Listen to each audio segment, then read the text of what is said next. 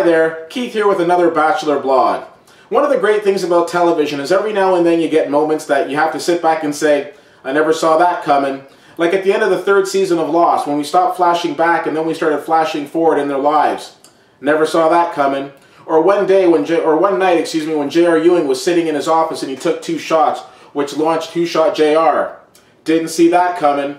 Tonight, when KCB was sent home off The Bachelor when there were 4 ladies remaining and she was the one that got the boot, I gotta tell you, I certainly didn't see that coming. Well, while I wouldn't exactly put KCB's departure on the same level as what happened at the 3rd season finale of Lost or of the Who Shot JR, in this household tonight, it was a pretty big deal. Going into this week, I said it, KCB and Nikki were my picks for the final 2.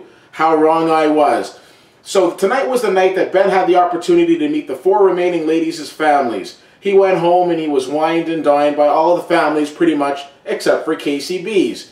Casey's father came right out to Casey and said, listen, if this guy was to ask for your hand in marriage right now, I'd say no. Now to some people that might seem odd, but to me it makes sense.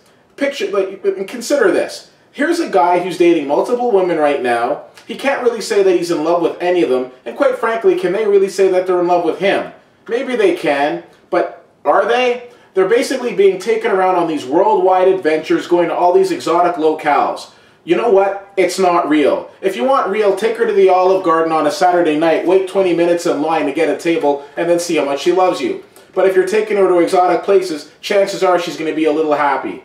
My concern here is that the ladies have been building up this fictitious relationship in their minds, but that's neither here nor there. What has happened tonight was shocking. KCB's departure. But what was equally shocking tonight was the redemption of Courtney. We all know Courtney, that lady on the show who's been batshit crazy for the last few weeks, winning and making fun of all the ladies as they got sent home and teasing them and ridiculing them. Tonight Casey came out and said, you know what? She felt bad for what she was saying about those other girls. She felt bad about it. And we saw a very vulnerable side of Courtney. We realized that she'd been cheated on before. We realized that her heart had been broken multiple times. And she put her heart out there and told Ben that she was in love with him. I've always been critical of Courtney, but I gotta say it, kind of felt for her tonight. I was very shocked when Casey was sent home. I didn't think Courtney was gonna go, but part of me thought that Lindsay, with a Z-I, would have been making the departure. Nonetheless, it was kind of an interesting shift for Casey because she went from nice, sweet girl to foul-mouthed trucker in an instant. Oh, goodness. Ben does be breaking them hearts. Ladies and gentlemen, next week they go to Switzerland. Another realistic date. And we're going to see what happens next. Will Courtney survive? Will Lindsay survive? Or will Nikki survive?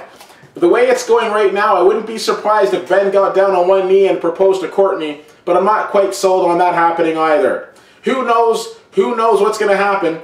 All I can tell you is within a year, whoever he picks, they'll be broken up regardless. But I'll keep watching and I'll keep blogging. Casey, rest in peace. Courtney, you got to live another day, and I can't wait to see what happens next week.